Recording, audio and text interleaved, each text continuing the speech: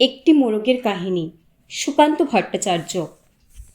একটি মোরগ হঠাৎ আশ্রয় পেয়ে গেল বিরাট প্রাসাদের ছোট্ট এক কোণে, ভাঙা প্যাকিং বাক্সের গাদায় আরও 2-3টি মুরগির সঙ্গে।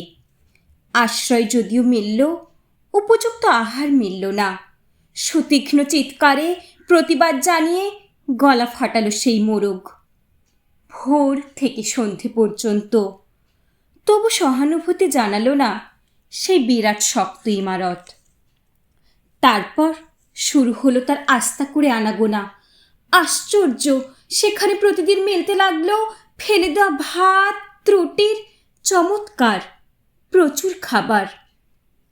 তারপর একসময় আস্তা কুড়েও এলো অংশীদার। ময়লা ছেঁড়া ন্যাকড়া পরা 2-3টে মানুষ। কাজেই দুর্বলতর মোরগের খাবার গেল বন্ধ হয়ে। খাবার খাবার খানিকটা খাবার। অসহায় মোরগ খাবারের সন্ধানে বারবার চেষ্টা করল প্রাসাদে ঢুকতে। প্রত্যেকবারই তাড়া খেল প্রচণ্ড।